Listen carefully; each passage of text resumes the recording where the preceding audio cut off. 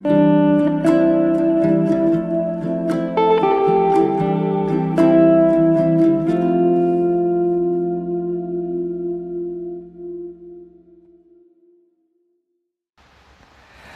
noite, muito obrigado. Sejam todos muitíssimo bem-vindos a mais uma reunião de estudo e prática da meditação Shinsokan. Nessa segunda-feira, onde poderemos estudar e aprofundar um pouco mais essa temática e hoje com um tema muito importante mesmo. E para nós iniciarmos, faremos oração constante no livro Sutra Sagrada, a Verdade e Orações, volume 1, de autoria do professor Masaharu Taniguchi. A oração que nós vamos fazer hoje consta na página 93, lembrando que o meu livro é a 37ª impressão e o nome da oração é Oração para Negar o Mal. Quem tiver o livro em casa pode acompanhar a leitura, quem não tiver ou quem quiser pode também assumir a posição de oração, uma posição confortável, e vamos visualizar, sentir profundamente as palavras desta oração. Vamos lá então? Oração para negar o mal. Neste momento, compreendi que minha imagem verdadeira é filha de Deus. Compreendi também que a imagem verdadeira deste mundo é o reino de Deus. Se enxergo algum aspecto imperfeito, isso não passa de miragem. A imperfeição não existe. O mal não existe originariamente. É verdade que o pensamento é força motriz e que aparece o bem quando se pensa no bem e surge o mal quando nele se pensa. Isto é lei da mente. Porém, mesmo que surjam coisas más por se pensar nelas, elas não são existências verdadeiras. Elas se manifestam segundo a lei mental da manifestação da miragem. Coisas e fatos maus não são existências verdadeiras. São inexistentes e apenas parecem existir. São como as imagens cinematográficas. Mesmo que a personagem de um filme pareça morta, o ator continua vivo e sadio. De modo análogo, por mais que você pareça doentio e por mais que este mundo pareça imperfeito, essas imperfeições não existem de verdade e você continua sadio e vigoroso no mundo perfeito e harmonioso. Não se deve pensar que os pensamentos negativos possuam força para criar coisas negativas. Eles apenas mostram a miragem de coisas negativas. A isso se refere a Sutra do Lótus, com as seguintes palavras: mesmo quando chega o fim do ciclo e a humanidade parece destruída pelo fogo, a minha terra permanece tranquila, a minha terra pura não está destruída. Mas a multidão pensa que ela está queimada e repleta de terrores e sofrimentos. Embora se assista à cena trágica do mundo sendo destruído pelo fogo, isso é inexistente, é mera miragem.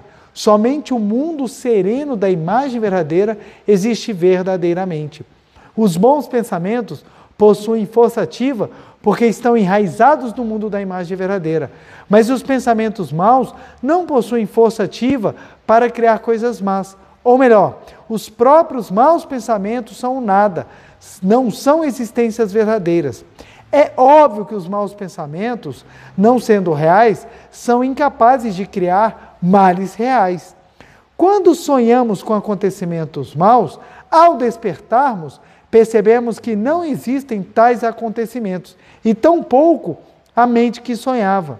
Da mesma forma, quando despertamos para a verdade, percebemos que não existem pensamentos maus, nem coisas produzidas por maus pensamentos. Neste momento, compreendi que maus pensamentos e coisas más não passam de sonho, de fenômenos ilusórios. Por isso, minha mente está em paz e em harmonia e vivo absolutamente tranquilo. Agradeço profundamente a Deus que me fez conhecer esta verdade. Muito obrigado, muito obrigado, muito obrigado. Essa é uma oração maravilhosa, profunda, que nós precisamos ler várias vezes para compreender as verdades profundas que o professor Masaharu Taniguchi traz. Por isso, eu aconselho e recomendo, leiam essa oração várias vezes para aprofundarem nessa consciência da inexistência do mal. Ok? Muito obrigado. Muito obrigado, muito obrigado. Quero agradecer imensamente o carinho de todas as pessoas, de todos vocês que estão me assistindo nessa noite e que irão me assistir depois durante a semana, durante o mês e por aí vai. Meu muito obrigado. Fico muito feliz de poder adentrar nos seus lares, nos seus respectivos aparelhos tecnológicos e compartilhar um pouquinho mais esse ensinamento tão profundo, esse ensinamento tão maravilhoso que é o da Seichonoye. Então, meu muito obrigado pelo carinho, pela oportunidade. Vamos juntos hoje a aprofundar num tema religioso e espiritual muito importante e que faz toda a diferença na nossa caminhada. É interessante que basicamente todos os temas fazem diferença, ou todos os temas são muito importantes, por óbvio, né? Porque se eles não tivessem importância ou eles fossem muito supérfluos, não seriam trazidos para uma palestra. Só que ora nós abordamos de uma forma, ora nós abordamos com uma outra perspectiva e às vezes nós falamos a mesma coisa, só que sobre visões ou aprofundamentos diferentes. Então o que acontece? Quem já acompanha há um bom tempo o canal da Meditação Shinsokan, ou quem mesmo acompanha o canal da Seichonoye do Brasil, sabe que muitas vezes o mesmo tema ele pode ser abordado por vários lados, vários ângulos e várias perspectivas e aprofundamentos. Então, às vezes a gente está falando sobre o amor, a gente fala sobre o amor numa perspectiva, mas isso não esgota o assunto. Outras vezes nós falamos sobre provisão, prosperidade, em determinada forma ou com uma determinada abordagem que, óbvio, não esgota o assunto. Então, graças a Deus, nós temos assunto para falar por muito tempo, muitas e muitas maneiras diferentes de abordar, e vira e mexe, eu trago ou volto a falar sobre algum assunto que eu já abordei, seja no ano de 2019, seja no ano de 2020, ou até mesmo no finalzinho de 2018, apesar de que as palestras no finalzinho de 2018, elas estão com uma qualidade de som e imagem muito menores, porque na época nós estávamos começando, sequer microfone a gente utilizava. Aí tudo é aprendizado, aí depois nós fomos melhorando e hoje em dia a gente já consegue ter uma imagem, um som e apresentar um vídeo com um conteúdo maior. E é interessante que uma das finalidades desse vídeo é trazer conhecimentos e aprofundamentos. Então, por isso, o vídeo ele não sofre muitas edições, é uma edição muito simples, então as falas elas não são cortadas, do jeito que eu vou falando, do jeito que vem a inspiração, eu vou trabalhando. Então, às vezes tem erros de português, por óbvio, porque às vezes o meu pensamento, a minha fala não acompanha o meu pensamento. Então, na minha cabeça eu penso tudo bonitinho, está tudo certinho, mas às vezes a fala sai alguns errinhos, algumas coisinhas, come a palavra pelo meio, às vezes eu falo a palavra errada, estou achando que estou falando certo, isso é normal, faz parte.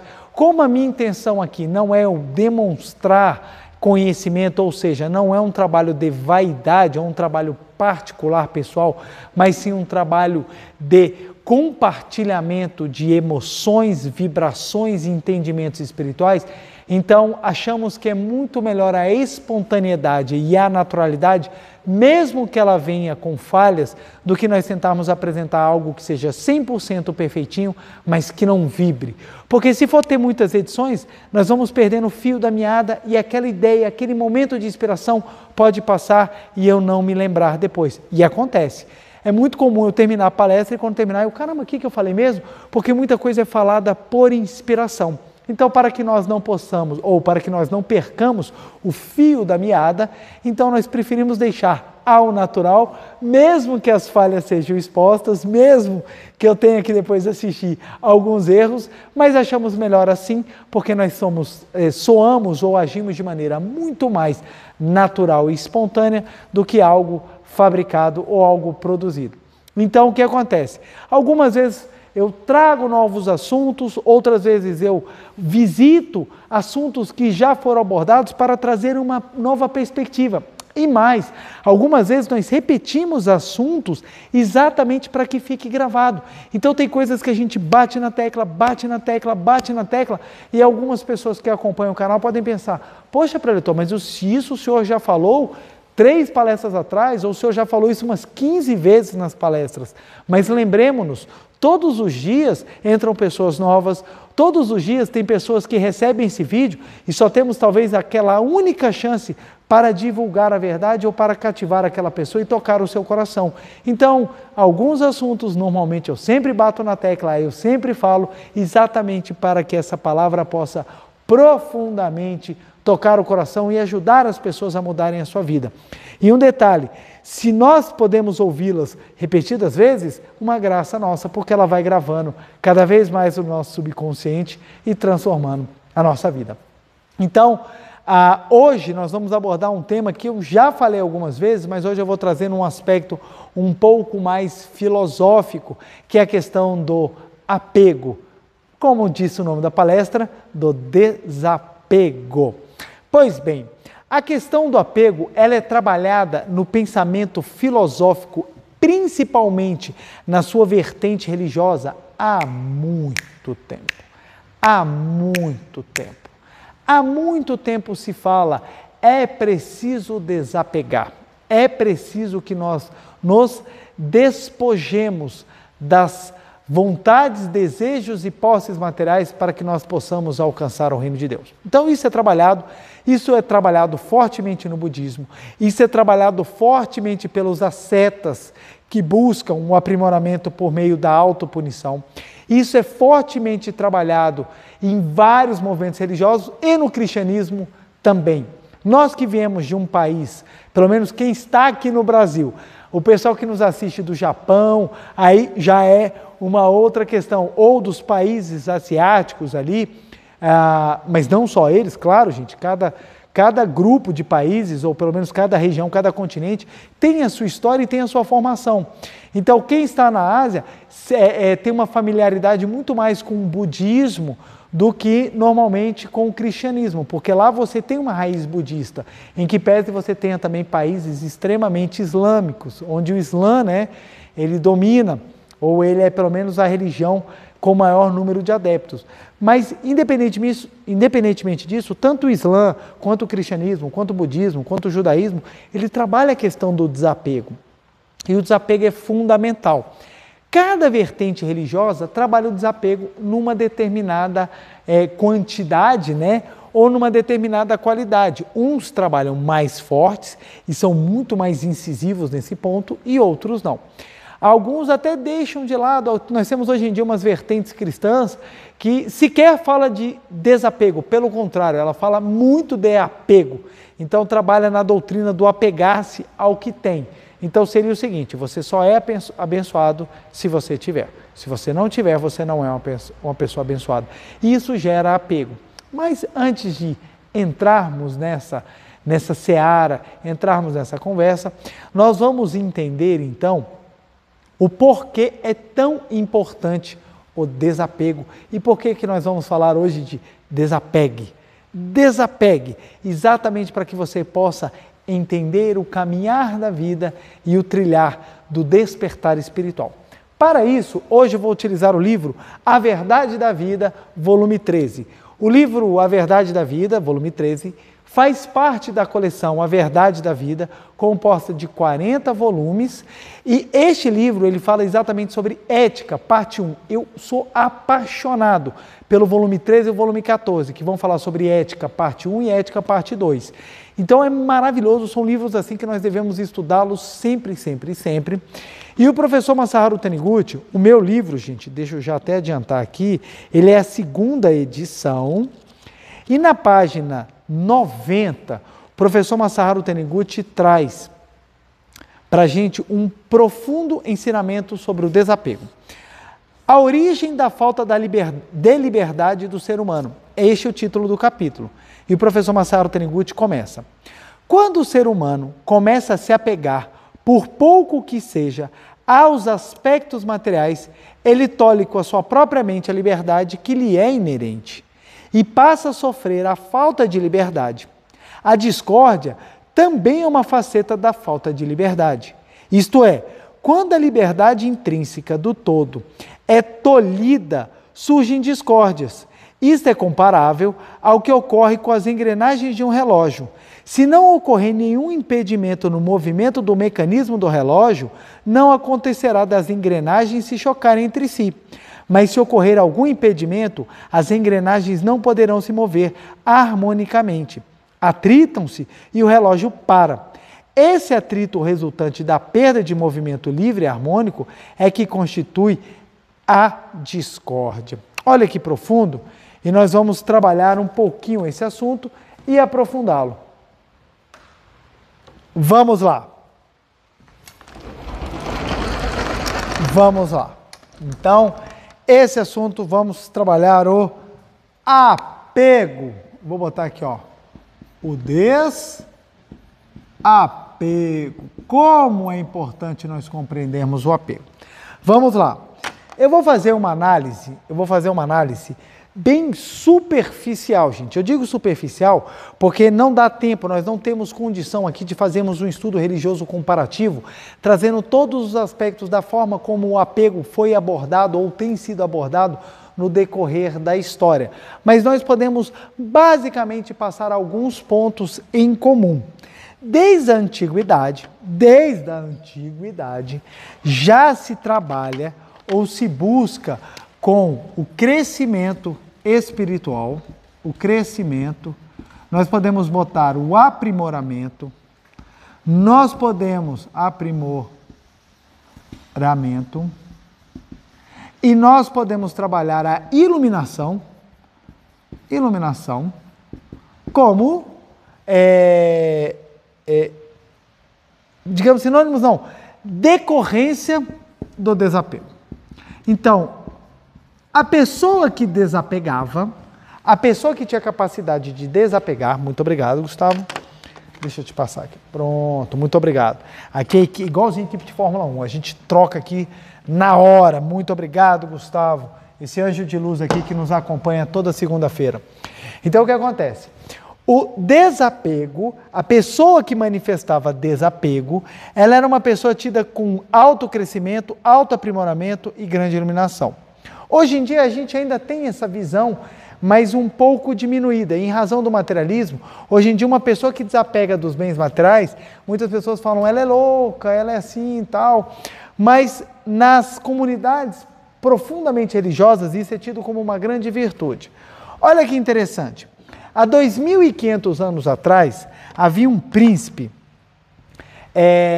chamado Siddhartha.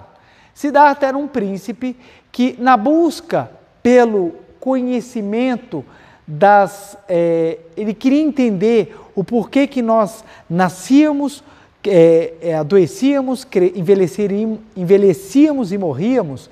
Ele, na busca para entender isso, ele abre mão do reino, porque ele era o príncipe herdeiro e o pai dele deu tudo para ele. E ele foi na busca pela verdade e ele desapegou da família, da esposa, do filho, do título de príncipe, das riquezas e viveu peregrinando como asceta, se torturando, buscando entender a verdade até que ele desperta e se torna o iluminado, que é o nome dado a Buda. Buda significa o desperto, o iluminado. Então, Sakyamuni se torna Buda no momento em que ele se ilumina após um ato de desapego. Santos também, tidos pela doutrina cristã, também fizeram isso. Então você tem São Francisco de Assis, que abriu mão de todos os seus bens, dizem que saiu até nu, correndo. Jesus Cristo, que também, sem apego a nenhum bem, simplesmente se tornou um homem revolucionário que mudou a história da religião, ou pelo menos a história da humanidade, por meio dos seus ensinamentos que tiveram um cunho religioso muito forte. Então observa, você tem do pensamento dominante Oriente ao Ocidente, o próprio Muhammad, que meditou durante muito tempo nas cavernas, ele era filho, ele foi um comerciante muito rico na época, e ele também abre mão dessa riqueza para buscar ensinar o Islã, ensinar as palavras de Alá no Alcorão pelos desertos. Então ele tem uma capacidade de unificação impressionante ao povo, porque nos desertos ali da região da Arábia Saudita, ali, bem naquela região abaixo da Europa, lateral da África, então ao lado da Ásia, então bem naquela região ali, você tinha povos muito nômades, muito separados e eles politeístas. E Mohammed tem a capacidade de, por meio das meditações que ele realizava nas cavernas, ir unificando os povos por meio do pensamento de um Deus único, que era Alá, do qual ele levaria ao paraíso se você tivesse veneração, se você tivesse o pensamento elevado a ele. Muito parecido com um pensamento também monoteísta cristão. Se você for parar para pensar, o cristianismo ele surge como um grande movimento forte dentro da Judéia, invadida por Roma, e Roma tem uma tradição politeísta herdada dos gregos. Então, ou seja, os gregos não tinham Estado, eles se acomodavam em polis, que eram cidades e estados. Essas cidades comungavam de deuses comuns e esses deuses formavam formavam o céu, né? O Olimpo, né? Onde Zeus era tido como o maior de todos os deuses e ele comandava os demais deuses. Ele era o soberano perante os demais deuses. E essa cultura herdada pelos romanos, eles alteram os nomes de muitos deuses, mas as características continuam as mesmas. Zeus vira Júpiter, e assim Roma continua com a ideia politeísta, até que o cristianismo ganha força. Um dos imperadores vê uma grande oportunidade de unificação ainda maior no Estado romano por meio de uma religião única, e ele implementa o cristianismo como religião oficial. Os cristãos param de ser perseguidos e o pensamento de que adorar um Deus único era salvação para as pessoas ganha grande força. A mesma coisa Mohammed fez mais ou menos no século V, quinto depois de Cristo. Ele pega mais ou menos, não foi no século V, não, foi mais depois, lá pelo ano 1000, agora me fugiu a data, graças a Deus aqui não é uma aula de história, mas é somente para trazer o contexto histórico para nós entendermos surgimentos. O budismo há 2.500 anos atrás, o cristianismo há 2.000 anos atrás, e o islamismo, se não me falha a memória, ou se eu não estiver equivocado, há basicamente uns 500, 600 anos atrás. Ele é o mais recente, ele é o mais novo dos 3 grandes movimentos que eu acabo de citar, ou das 3 grandes religiões. Então o que acontece? Em todos eles é trabalhada a ideia de desapego. Só que o desapego, dependendo da forma como você o enxerga, ele vai gerar um determinado nível de crescimento, aprimoramento e, vamos dizer assim, uma iluminação. Então quer dizer que um é melhor que o outro? Não. Tanto no cristianismo, quanto no islamismo, quanto no budismo, você tem níveis de percepção. Ou seja, você vão ter maneiras ou líderes que vão abordar de uma determinada forma. E isso gera, por óbvio, uma maneira de interpretar e uma maneira de se viver. O que eu quero dizer? O desapego, ele é importante sim, mas ele precisa ser trabalhado na sua origem, ou seja, ele precisa ser trabalhado com a visão correta. Por quê? Senão vai gerar a seguinte distorção. Vamos lá. O desapego, deixa eu trocar de lado aqui, para nós podermos trabalhar aqui. Olha só. O desapego,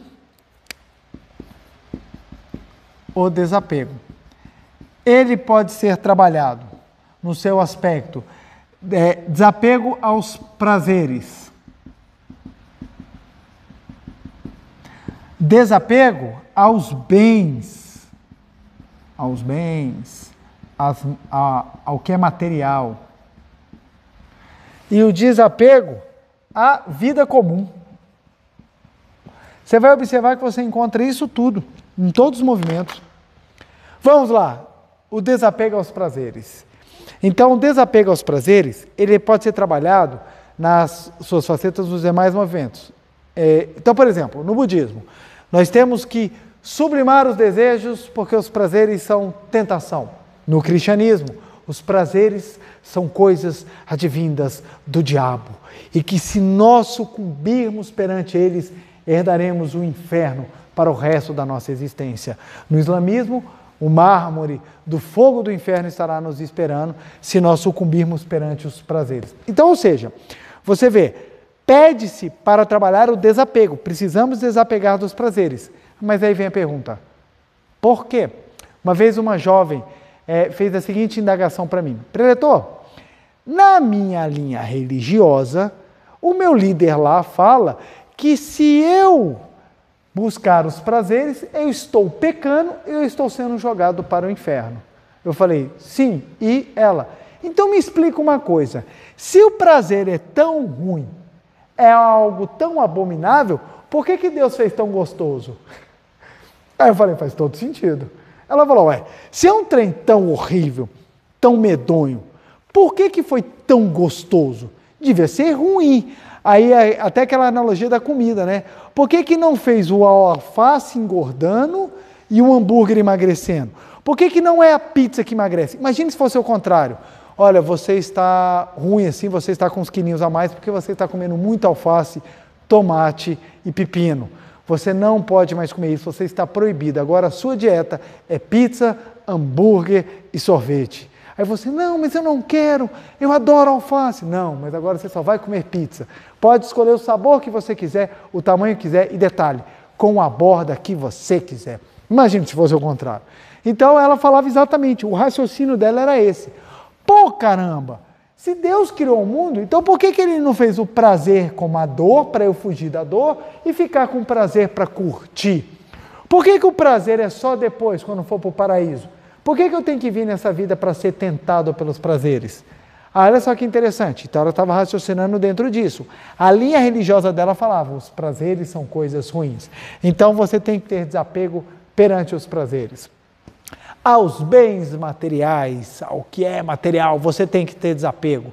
Então, na doutrina católica, principalmente na abordagem franciscana, trabalha-se muito a ideia, é mais fácil entrar É mais fácil passar um camelo no fundo da agulha do que entrar um rico no reino dos céus. E detalhe, esse buraco de agulha, gente, não é agulha de costura não, viu, gente? Porque quando a gente pega na tradução, é mais fácil passar um camelo pelo fundo da agulha. Aí você imagina a viagem do cara. Como é que o cara olhando uma agulha de costura, o cara pensa em passar um camelo?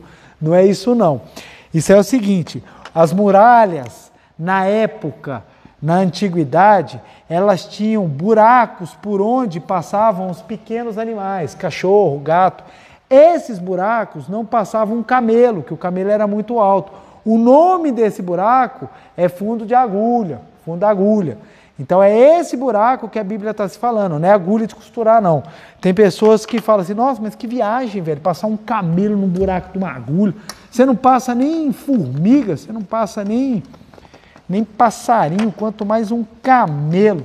Então eram buracos que ficavam no muro das cidades por onde passavam os animais. O camelo, como é alto e ele não consegue dobrar muito as pernas para andar, então o camelo não conseguia passar.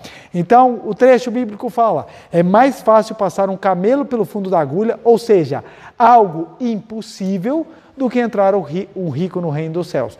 Por que o rico não pode entrar no reino dos céus? Porque o rico tem bens materiais. Então você tem que desapegar. Aí você teve a doutrina da vida desapegada, da vida sem os bens, da vida desprovida dos bens materiais, que essa é uma vida feliz, é uma vida realizada, uma vida espiritualmente desejável. Aí nós viemos com a mesma pergunta. Ora, se é tão ruim ter, então por que nos é dada a possibilidade de ter? Aí nós caímos nessa mesma discussão. E por último, o que é bem mais raro, muito comum em regiões como o Himalaia, por exemplo. No Himalaia, na Índia, por exemplo, você tem muito esse tipo de maneira de desapego, mais rara no Ocidente, mas não que não exista, mas ela é mais rara, mas você vê muito ênfase no Tibete, muito na Índia, muito ali naquela região perto das grandes montanhas da Terra, que é a vida em comum. A pessoa, ela abre mão, ela desapega da vida comum e vai ser um ermitão. Ela vai viver ou ela vai entrar num mosteiro ou no monastério e lá abdicar totalmente de uma vida comum para levar uma vida desapegada. Então é uma vida fora da curva normal da humanidade. Então você é uma pessoa completamente diferente. Então o que acontece? Isso tudo são manifestações do desapego. São manifestações do desapego. Então quando a gente fala temos que desapegar. Aí as pessoas já ficam até com medo. E lá vem. Vai falar que eu não posso sentir prazer. E lá vem. Vai falar que eu não posso ter bens materiais. E lá vem. Tem que falar que eu tenho que levar uma vida fora do comum, eu não posso ter uma vida normal.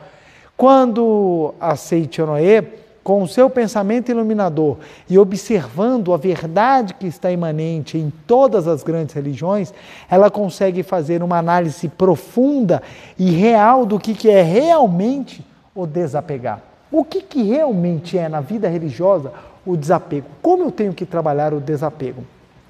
Então observa só, o desapego na Seichonoye, ele é além das formalidades materiais. Por quê? Quando fala dos prazeres, os prazeres estão aonde? Na carne. Quando fala dos bens materiais, os bens materiais estão aonde? Na matéria. Quando fala da vida comum, a vida comum está aonde? No mundo fenomênico. Ou seja, tudo relacionado ao mundo em que nós estamos projetados como corpo carnal. A Seichonoye, quando vai trabalhar o desapego, ela trabalha o desapego num aspecto superior. Como é que ela trabalha o desapego no aspecto superior? Por um detalhe que é sutil, mas é muito profundo. É porque a Seichonoye separa quem é real de quem é ilusório. A Seichonoye separa o homem imagem verdadeira do homem fenomênico. A Seichonoye separa a verdade da ilusão. Então, ou seja, existe o homem imagem verdadeira e existe o homem manifestado. Então, o homem imagem verdadeira é um ser espiritual, é um ser absoluto, é um ser maravilhoso, é um ser perfeito, criado à imagem e à semelhança do Pai, como narrado no livro de Gênesis, capítulo 1, versículos 26 e 27. Deus estava no sexto dia, quando Ele criou o homem, a sua imagem e semelhança, e o fez homem e mulher. Criou o ser humano, fez a sua imagem, homem e mulher, e no versículo 28, ele fala, e olhou sua criação e disse, tudo é muito bom.